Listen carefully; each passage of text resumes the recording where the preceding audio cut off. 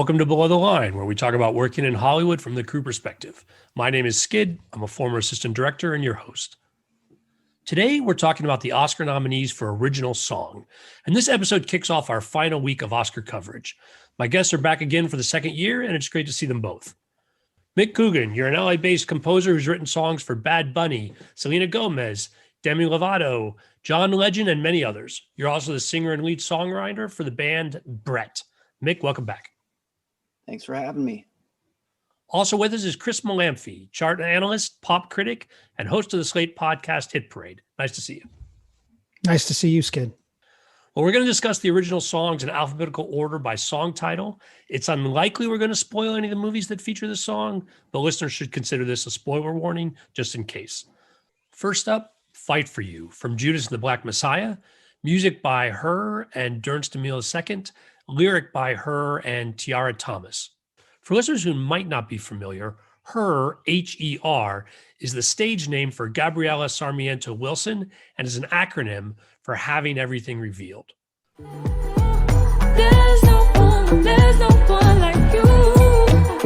Long as I'm standing, we could never lose.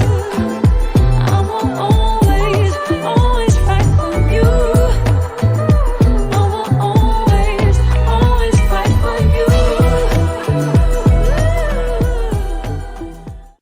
This, of course, is from Judas and the Black Messiah, starring Daniel Kaluuya and Lakeith Stanfield, about Fred Hampton and the civil rights movement of the late 60s.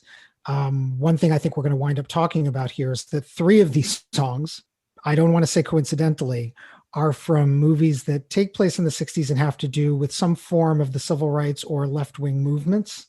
And they are sung by artists of color. This one, to me, what's interesting about it is that it sounds like it almost could be diegetic to the period. What it reminds me of most is the work of Marvin Gaye. I get a very inner city blues, make me want to holler from What's Going On from this song. It's a clever bit of sonic recreation. And the thing about Her is coming off of a win at the Grammy Awards. She just won Song of the Year for I Can't Breathe. Kind of an upset winner at the Grammys, although if you know the Grammys the way I do, you know that sometimes the Recording Academy likes to vote for things as much for virtue signaling as they do for the song. And Her in particular has become something of a Grammy darling in the last 4 to 5 years, to an extent that I don't know is entirely helping her career. It is and it isn't. It's gotten her name out there. Like the Recording Academy was way ahead of the general public on Her. And she's prodigiously talented, plays guitar like nobody's business, has a terrific voice. So it's not a matter of this person has no talent, just tremendous talent. But there's been a hype cycle on Her, no pun intended, that I feel like has gotten a little ahead of her place in popular culture. But she's on something of a roll right now, at least with awards giving bodies. So I certainly see it as possible that this could take the prize. Then again, as I'm about to point out, when we listen to the other two records by people of color from movies taking place in the 60s, it's entirely possible that those three records could blank each other out. So if I have any criticism of this song, it's that as solid as it is, I can't say I find it tremendously memorable. Every time I hear it, I'm bobbing my head and enjoying it. But it wisps away. It almost works like score in the sense that it plays like it belongs to the period, to almost to a fault. So that's my pro and con on that song, I guess. Yeah, I mean, I think this is a cool song. It is definitely has kind of 70s soul throwback production. It's driving. She is, obviously an amazing melody writer and lyric writer. I feel like the lyric is maybe a little on the nose for, what was going on in that movie, which I thought was a really cool movie, an interesting movie. I thought Stanfield was amazing in it. And Agreed. But I think, Chris, what you're talking about, there's like one central groove in the song. So it's like a lot of like cool 70s, soul records are just like, you find that groove and you just ride it. And Totally. unless it's the groove, then it might not be super memorable. So while I think it's a cool groove and a cool bass line, and the melody is cool, I feel like it doesn't really build to a moment where it can distinguish itself. That's, oh, that song, you know, whereas maybe Right. some other ones on the list can. I think it's really cool. I was interested in what you were saying. She's done so well in the last couple years in the award shows, and obviously is an amazing writer and an artist. But I didn't really hear, like, I think maybe 2 years ago she was starting to win Grammys, and I had never even heard records before. And it was like, is she Right. more well known in that kind of space where, as a young artist, you really want to grow in a different way? You want to grow from the ground up and build that, like an Anderson .Paak who was on the Grammys. You know, you want to grow from the ground up and build that cultural cachet. And now when Anderson .Paak is slaying on the Grammys, everybody goes, oh yeah, well, we've got 10 years of Anderson .Paak records. And that just makes complete sense that he's up there kicking butt with, you know, Bruno Mars. But to start to reverse engineer is interesting, but obviously she's like superpowers. So she can do the thing. And I think it's a really cool song. I don't know if it's the best one, but it definitely fit the film for sure. It's got this smoky aura of heat and makes it feel like summertime, East Coast summer. Agreed on all that. All right, guys, let's go on to our second song. Hear My Voice from The Trial of the Chicago 7. Music by Daniel Pemberton, lyric by Daniel Pemberton, and Celeste Waite, better known as Celeste. Hear my voice,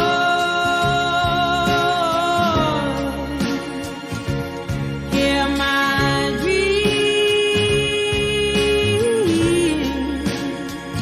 Let us make a world in which I believe.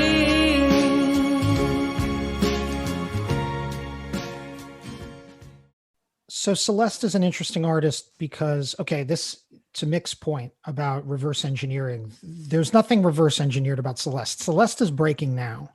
She's a British singer. She's had a few small to medium-sized hits in England. She's not a household name yet. There was an interesting profile of her in the New York Times by Rob Tenenbaum back in February, pointing out that she's kind of an interesting case where her voice will remind you of people like Amy Winehouse, Adele, Duffy, all of these kind of soul singers that have come out of England in the last 10 to 20 years, except she's an artist of color. So there's been a sort of lively debate in the British music press about, well, okay, are we finally going to allow an artist of color to, you know, score hits with this sound? And she's doing well for herself. And she's got this is a cliche among cliches, but she's got an old soul. You can hear it in the voice. The voice doesn't just sound like Amy Winehouse. It sounds like Billie Holiday frequently. She's got that kind of smoke and bluesiness and ache in her voice, which I find very appealing. The song, yet again, I can't say I find it deeply memorable when I hear it. And I think there's cause to be slightly cynical about its attachment to Trial of the Chicago 7, a movie I liked, had a perfectly good time watching, didn't love. And I sort of feel like the movie's trying to get some woke points by, you know, including this soulful record attached to a movie that's mostly about a group of white activists from the 60s, not unlike the way that movie has, you know, a whole Black Panther subplot, not unlike Judas and the Black Messiah, except it's, you know, a sidebar in that movie. And there's something about that doesn't sit entirely well with me, but the song is pleasant. The song is well sung. I've listened to Celeste's debut album and it's very good, if a bit studied. I find that when you have an artist like this who's doing the retro thing, it can come off a little, you know, studied is the best word I can think of. It's very trying for that old school sound, but, you know, ain't nothing wrong with this song. I would be very surprised if this wound up taking it. That would definitely surprise me. to its credit, it doesn't, try too hard to blow it out. It's not a power vocal record. It's not a glory note record. So we'll see. Yeah, I think this is a cool song. To your point, Chris, I feel it is a bit focus grouped, and maybe it's kind of this whole, awards in general, where you have this huge operation in motion where you're putting out a movie like Trial of the Chicago 7, and there's at this in this moment in our culture, it is like when you're doing a big movie like this and you're going to have a lyric and a song like this, it's like, it just feels maybe a little too obvious or a little too heavy-handed. When I hear the first notes, because I listen to music all day long like everybody else, but this is like, HBO opening theme credits adjacent sound that is right now doing, gangbusters, but now it has become so widespread and such its own kind of genre, and maybe it's more of a playlist than a genre now for me. I don't know that where Amy Winehouse did this in 2005 and Right. kind of started the wave, and you're like, damn. And that's why it struck so deeply, because revisiting that soul thing in that very spare and raw production style felt really new. Whereas now, it doesn't feel as new anymore. And I don't know. And so with tunes like this, it's like, yeah, that's a really cool song, beautifully written, beautifully performed. She has, an A+ big time voice.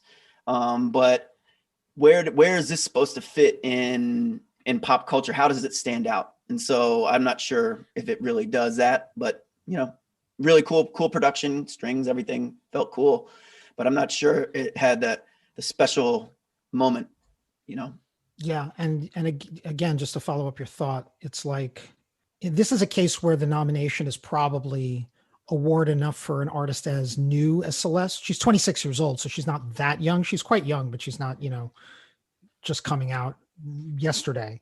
But given that she's a new name to a lot of Americans, certainly, and even many Brits, just the nomination is probably a good, career move for her. So, more power to her. It's interesting, the idea that you both touched on about the song trying too hard to fit. In this case, I do think that is maybe a fair critique of the movie overall. And so while there are elements of this film that are quite accomplished, we'll see what gets recognized. But overall, I think the film left me a little lacking. It's a very Sorkin movie. For better and for worse. It's never boring. It's an entertaining movie. I had a lovely time, but yeah. Third on our list is Hussevik from Eurovision Song Contest, The Story of Fire Saga. Music and lyric by Savan Koteka, Fat Max Jesus, and Rikard Göransson. Where the mountains sing through the screams of seagulls, where the whales can't live 'cause they're gentle people. In my hometown,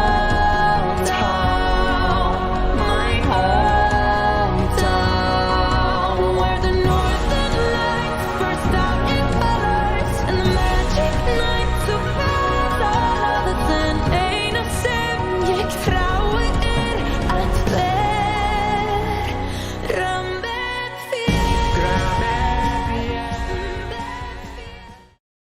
Well, I'll say up front, so this is not a movie I have seen. It's a Will Ferrell and Rachel McAdams doing a comedy, but this is not a joke song. Well, no, but what it's trying to reverse engineer, and it's right there in the title of the movie, is what a Eurovision song sounds like.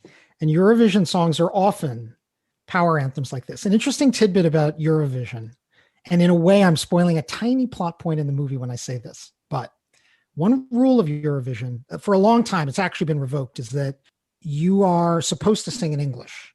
They, long ago, when the contest was formulated in the 50s, I believe, they set a rule that just so that there was a lingua franca among all the nations, even if you were from Iceland, even if you were from Scandinavia, even if you were from France, you were singing in English. That, I believe, has been revoked. So you are now able to sing in your native tongue if you want to. but often artists will default to English. And the slight plot point there is that, of course, the name of the song is Hussevik, which I think means hometown. And the brave, bold thing that the Will Ferrell and Rachel McAdams characters do in the climax of the movie is they sing a song whose chorus is in their native language. They're from Iceland. By the way, I envy you not having watched Eurovision yet, because I loved it. Okay. and I think you're in for a treat. All right. Look, it's not Oscar bait. This is the only category it's ever likely to wind up in, but I got a huge kick out of this movie. I actually watched it a second time because my wife hadn't seen it, and Liz and I watched it and had a great time. And if you can get past the fact that Will Ferrell, who does not have a great voice, he acquits himself well for what it is joined by an actual singer. And I want to get this right. This was actually performed by an artist, a Scandinavian artist named Molly Sandén, who goes by the stage name My Molly, or excuse me, My Marianne. I apologize. She goes by the pop name My Marianne. She's got a powerful voice. So if you can get past the sort of uncanny valley of this song, that it is approximating something serious, but is actually quite goofy. And the minute you hear Will Ferrell singing, you're reminded, oh, right, this is from a goofy comedy movie. It stands out. Out of all 5 of the nominees, I can imagine that there is an Oscar voter who's like, oh yeah, I'm clicking on that.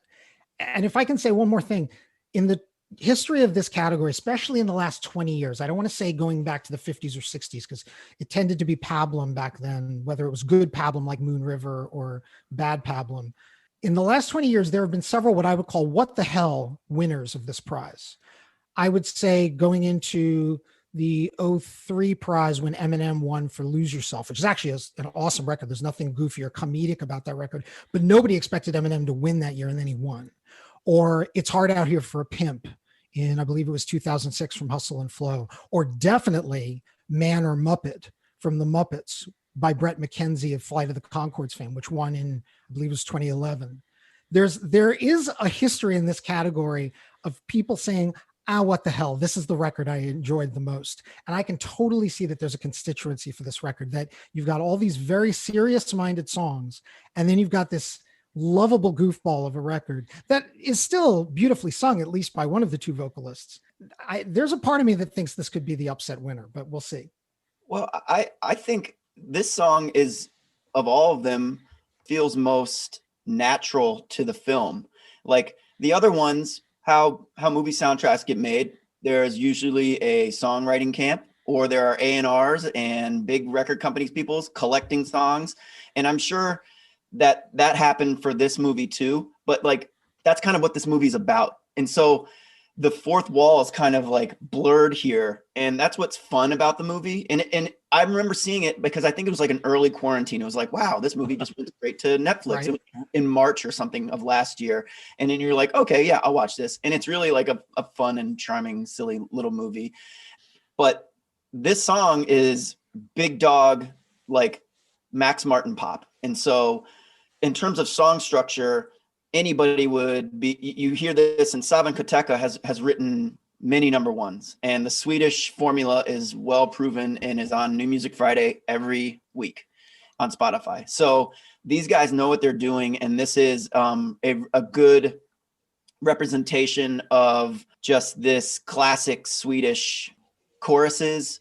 The production to me feels a little dated, but I think that's kind of accurate to what the show was. You know, it's not supposed to be some crazy new Charlie XCX hyperpop thing. It's like, right. This feels like a 2012 Katy Perry smash. You know, I just think that it's a really good song, and I feel like it may suit the movie better than the other ones. I don't know if voters connect like that, but it feels like that to me. Well, based on your recommendations, it will join my Netflix queue, and that sounds interesting. Next is EOC, Scene in parentheses, from The Life Ahead. Music by Diane Warren, lyric by Diane Warren and Laura Pausini. Che destino è il tuo,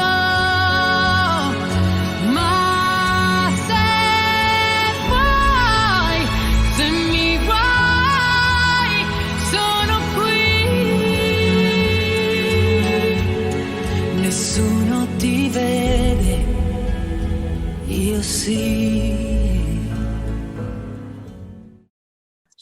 So this is the second year in a row that Mick and I have done this with you, Skid. And we had a version of this conversation a year ago at this time, and we're going to have it all over again. The key name, yet again, in the credits of this song is Diane Warren, now the Susan Lucci of the Oscars. I believe this is her 12th nomination without a win. Her nominations date all the way back to the 1980s. And songs like Mannequins, Nothing's Gonna Stop Us Now, songs like Because You Loved Me from Up Close and Personal. I Don't Want to Miss a Thing from Armageddon. Diane Warren's been around the block. It may even include Rhythm of the Night, which was technically a soundtrack song from The Last Dragon. I think she goes that far back with that DeBarge song from 85.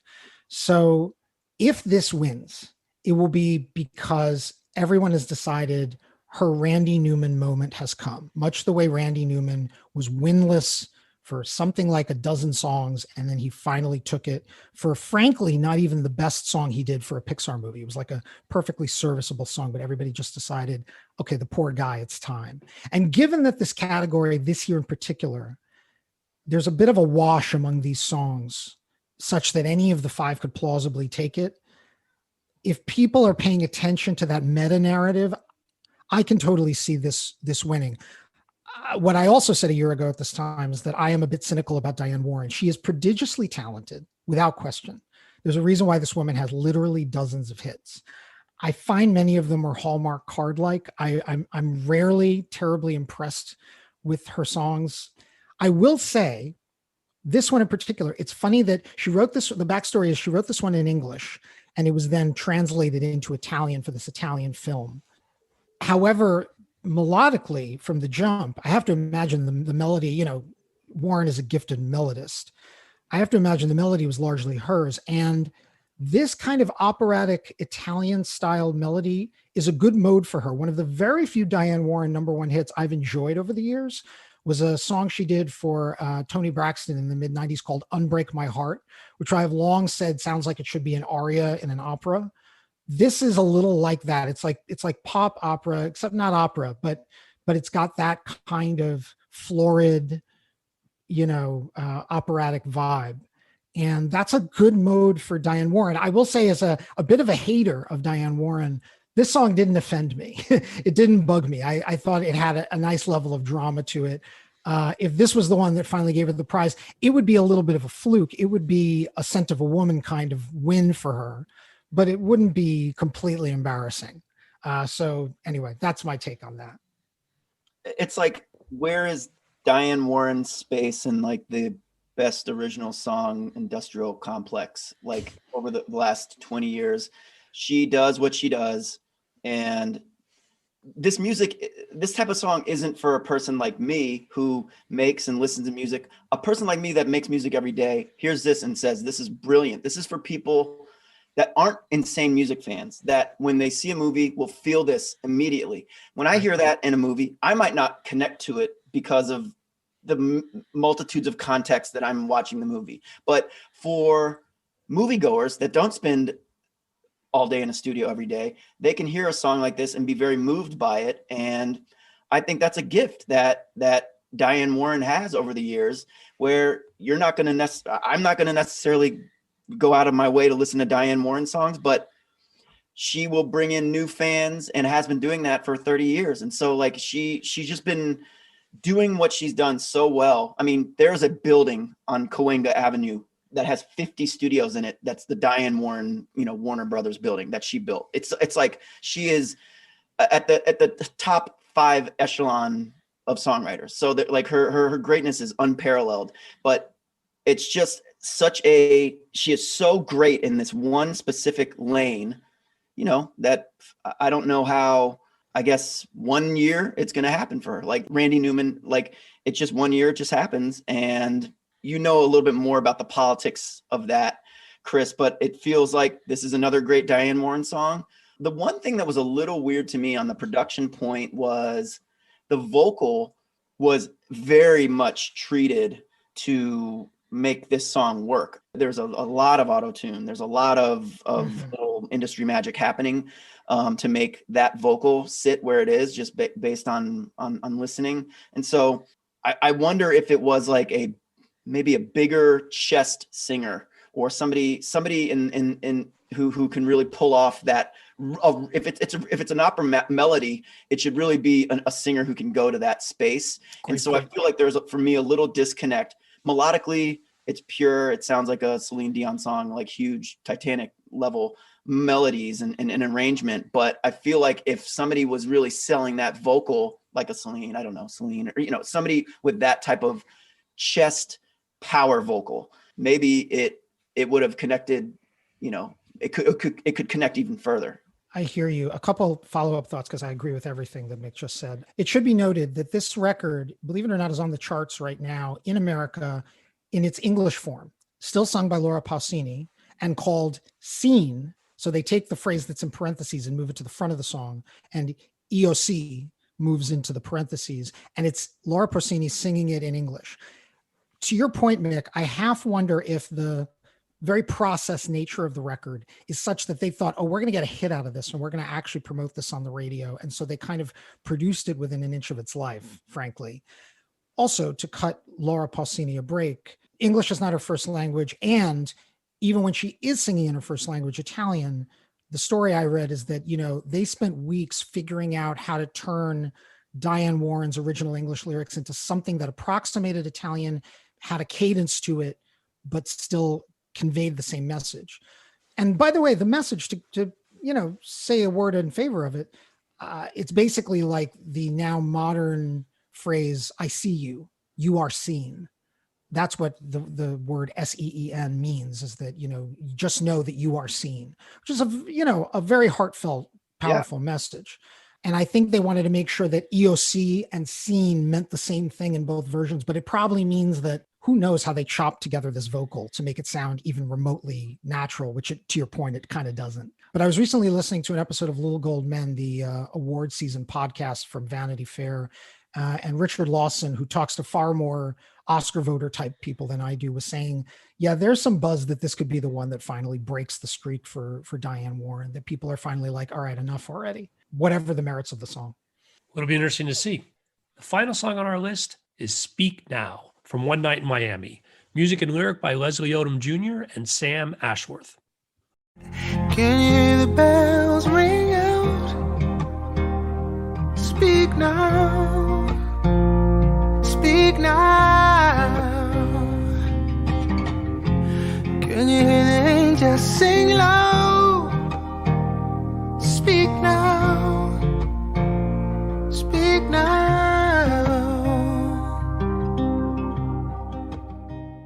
All right, so I am not entirely to be trusted on this song because, if I may flog my podcast, Hit Parade just did an episode. I just did an episode about the career of Sam Cooke. It's my topic for the month of March. Now in your podcatcher. And as a result, and the inspiration for the Sam Cooke episode, it won't surprise you guys, is this movie, One Night in Miami, Regina King's directorial debut, written by Kemp Powers. Frankly, I was using the episode as a corrective to some of the collapsing of Sam Cooke's career that the movie, it kind of condenses everything that ever happened to Sam Cooke into the first few months of 1964. Now, the reason I'm not to be trusted is I heard this song quite a bit while preparing the episode, but even pulling apart my bias here, from the jump, I found this one of the most memorable melodies in the category. It's a simple classic melody, but it really works. And I'm sorry, but I'll invoke the old could sing the phone book cliche, but Leslie Odom Jr.'s voice is just a thing of beauty. I half wonder if this winds up taking the prize. And again, I can argue it one of at least three ways, but if this winds up taking the prize, you've got one of the stars of Hamilton, the most acclaimed musical of the last decade, singing a very simple but beautiful and effective melody. I find it a very affecting song. And then, given the topic of the movie, he plays Sam Cooke in the movie. And one of the last things he sings in the movie before this plays in the closing credits is the legendary A Change Is Gonna Come. And what's clever about this record is that it evokes the social conscience of A Change Is Gonna Come without trying in any way, shape, or form to replicate the sonic signature of A Change Is Gonna Come. Famously, Change Is Gonna Come is orchestrated. It's got this gut bucket vocal. It's very throaty vocal from Sam Cooke. And Leslie Odom Jr. is not trying that. Instead, it's almost like he's doing a version of the folk pop that Sam Cooke himself rarely did but admired, because one of the plot points in the movie is he's a big admirer of Bob Dylan. It's got a folky vibe with soul, and it's not trying to sound like a change is going to come, yet it sort of echoes a change is going to come. So for all that, I think it's a very canny song. It's probably my favorite in the category, but caveat emptor, given what I just did a whole episode about. Yeah, I think this is spectacular. A+, the best song by far in the group. The song with the purest soul, the best arrangement, the most nuanced production choices. I mean, it's just him and a guitar.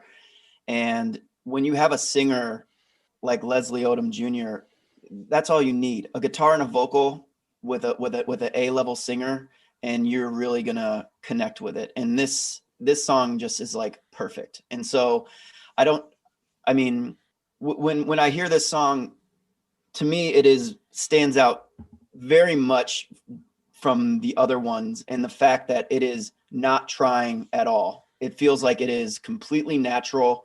There's so much patience and space to it.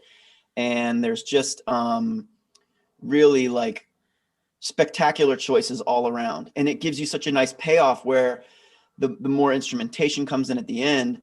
It was a great movie. And in the moment where you have a change is going to come, to your point, Chris, that it's not competing with that. And I think lyrically it's so much smarter, and it's its own thing. This song has its own identity. It's not grabbing from somewhere else. And that is really impressive. And that's why, for me, this one stands out very much, like far more than anybody else in the category. Does it make it a winner? I don't know. But really, I think this is spectacular and just extremely well-conceived song. I'm glad to see it's not just me. Yeah. Amazing. Yeah, no, it's a great record. This is probably my pick as well, even without the background that you guys shared today, as far as on repeat listens, that it just really, really moved me in a way that the other songs did not. And, to Mick's point that, when you have a song this good, you can keep it simple. It's well arranged as well, because eventually other elements are added to the song besides the guitar, like the organ, but it's so subtle. And it's so gradual, and nothing beats you over the head. And it leaves so much, to use Mick's word, space for Odom's voice, which is a thing of beauty. So yeah, no, it's really an exceptional song. This song, like all great pop songs, challenges the listener just enough and treats the listener as like you're looking at it, or you're listening to an artwork. The other ones on this list are not challenging you to do anything. There's so much preconception and baggage with every single part of them, but this one is like, okay, you got this guitar and you got this vocal, and the singer's voice has all the personality that you need. It has 10 times more personality than any production can ever give you. And so it's very refreshing that you hear a song like this mixed with such great melodies and lyrics. It's just the perfect, I don't know. It gives credit to the listener. It gives the listener a lot more credit. So it's nice when you hear a song like that. Agreed. So, gentlemen, any movie songs that caught your ear this year that aren't on the list? I mean, the problem, of course, is that there were so few movies, right? Compared to a typical year. Before we started, Mick shared a very helpful article from IndieWire that listed and ranked the songs that were on the Oscar Best Song shortlist before it got narrowed down to these 5. And one of the very few that stuck out to me was a song called Make It Work from Jingle Jangle, A Christmas Journey. I'm gonna make it work again, kind of saying how my story ends. I'm gonna make it work again.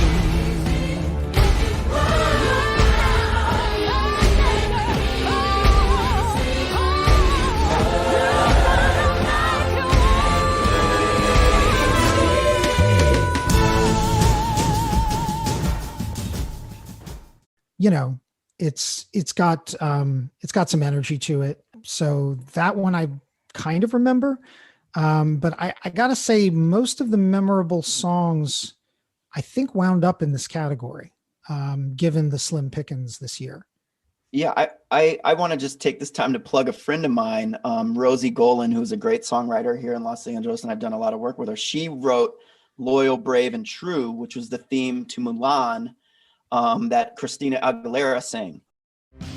Should I ask myself in the water what a warrior would do? Tell me underneath my armor, am I loyal, brave, and true? Am I loyal, brave, and true? And I thought that was a great song, and I know how hard and I know the story behind it. They were just writing something really good. They were writing a song that they were in that day, and they just made a song that found its way to the movie. It wasn't like this song camp or like this pitch from an A&R being like, okay, this is what this session is going to be today, you know, that type of thing.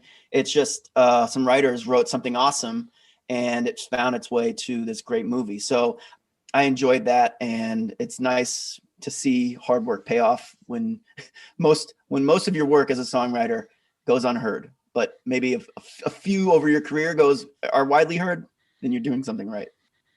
And of course, what's interesting, to Mick's point, is that this is Christina Aguilera's second time singing a soundtrack song for a Mulan film, because of course this is the live action Mulan remake.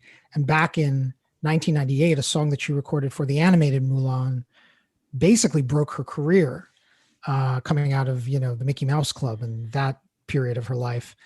She really showed off her pipes on Reflection, which was this now 23-year-old record. And she is, considerably older and has a very mature voice. And it's nice to hear her make that full circle, what goes around comes around kind of moment. But yeah, now that you mention it, that was a fairly exceptional song in this category.